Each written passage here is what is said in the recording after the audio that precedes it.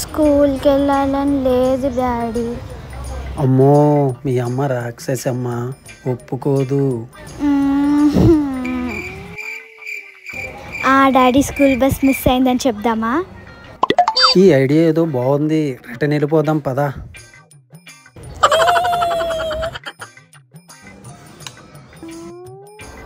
ఏమైందండి?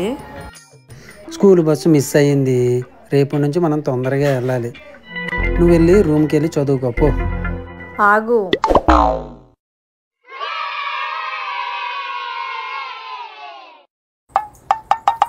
Aadhaar card free బస్సెసే కదా, నేను వదిలేసి వస్తా.